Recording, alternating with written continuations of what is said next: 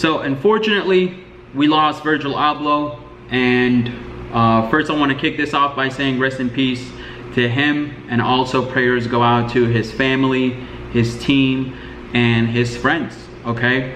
But one thing I did when the news first broke out, I went to virgilabloh.com, and I found something really cool that I'm excited to share with you guys, especially if you've been trying to start your own clothing brand, your own fashion line. But in reality, if you're just trying to start a business in general, and you were really fond of Virgil's work and his passion for what he does, you're definitely going to get some value out of this here. Okay, now my name is Samir Chibane. If you're new here to my channel, I start and scale e-commerce brands.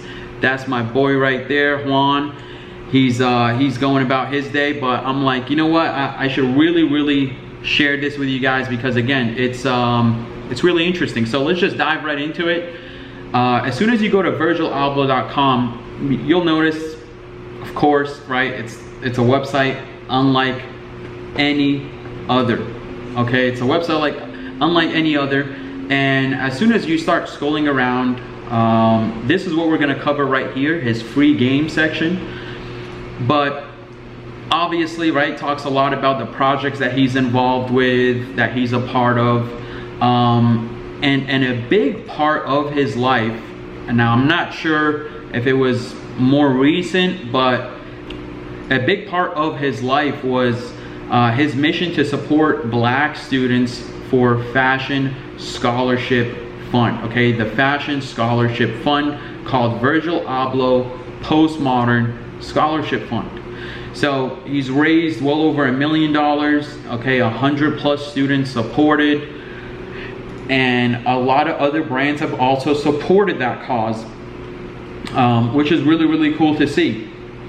But also another part of his or another big passion of his was mentorship, and giving out free game to young entrepreneurs, or entrepreneurs in general. So let's just dive right into the free game section right here. And like I said, this is really dedicated to helping those that aspire to start and scale their own fashion line, their own fashion brand, clothing brand, whatever you want to call it. And he broke it down like 12 different steps. Now, I definitely don't think this is all you need to know, but what I do like is how simple he kept it. Okay, and the first step right away you'll see is how to name your brand. Okay, now believe it or not, most people get stuck right here. If you've ever tried to start your own business before, and you had to decide what the name of it was going to be, there's definitely a little bit of back and forth, a little bit of a struggle trying to decide on one. So I made it really a habit of mine that whenever I'm trying to name something, I don't take forever, because as he says here, your brand name should be an endless reference point to why your brand exists. But also, don't be afraid to stop and start a new brand name out of nowhere. Why? Because you can always rename it, right? You can always change the logo, you can always change your colors. So obviously you want to give it thought, you want to have some respect for what your brand is going to be called, but you can always change it. Okay, you can always do it over, it doesn't matter. Now he left a great TED talk over here that's, I don't know exactly who it's by, I'm not trying to play, but it's all about how to create a great brand name. So I highly recommend you check that out. By the way, I'll put a link to this section here below in case you guys can't find it. But second step is how to obtain a trademark. Okay, self-explanatory, right? How do you trademark your brand name? How to use Adobe Creative Suite. Okay, it says in creating artwork, there are several programs you can use to accomplish this task. Adobe Suite brings all these programs together: Illustrator, Photoshop, InDesign, etc. Now this is a point in time, right, where you got to start investing in your brand. So to get Adobe Creative Suite, obviously it's going to cost you a couple bucks, but it's not really an expense, it's an investment. And you'll notice here right at step 3 right away, 3 different YouTube videos. Okay, I think he's also trying to signal here that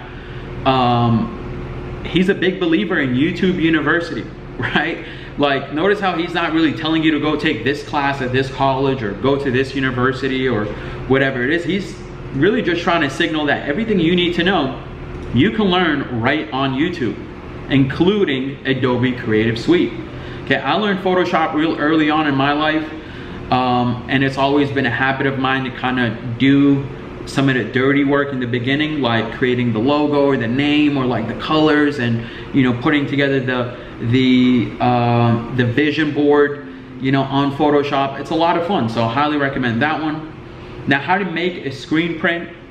Okay, obviously if you're trying to make t-shirts or clothing, this is an important factor. And I actually started a clothing brand in high school, and this was one of the coolest things to learn, right? How screen printing works, and the different kinds of ways to make your product. So, screen printing, obviously a bunch of local screen printers, but yet again, we see another YouTube video in case you wanted to learn how to do it yourself. If you wanted to invest in your brand and get, the screen printing machines right away, that's also a possibility as well, instead of just outsourcing. Now, number 5, right? How to find blanks. This is really a critical step here because, well, this is where you start reaching out to like manufacturers and wholesalers, and this is yet another scary part in the process because you feel like these wholesalers and manufacturers are so big and massive and they sell so much. Why would they care about you? But in reality, that's what they're in business for, okay? To support small, medium, and large businesses. So don't be afraid to reach out to wholesalers and companies or manufacturers that create and manufacture your products, all right? As a matter of fact, you learn a lot from wholesalers and manufacturers, no matter what kind of brand no matter what kind of brand you're trying to start, right? Number 6, how to shoot a lookbook. Okay, this is honestly one of my favorite steps in the process as well, because that's where you start kind of, really bringing the vision to life and putting faces behind your brand. But it's also another step where a lot of people get stuck because they try to overcomplicate it. They try to aim for like a Hollywood blockbuster type of photo shoot or video shoot, when in reality, all you need is a couple models. They could be friends, or you can hire them, from Craigslist or modeling agencies. A photographer, which can also be a friend or you can hire, right? There's no shortage of photographers. And then a little studio, or you could do it outside. So, there's definitely a difference between, being cheap when it comes to this step right here, but there's also the point where like, you're doing too much. So you want to find a nice little medium where you're investing in quality, but at the same time, you're not really putting yourself in a hole before you even launched, right? You don't have to get Victoria's Secret models to model your brand right away. You could start off with just something that you'll be happy with, that you feel like really expresses what you've been working on.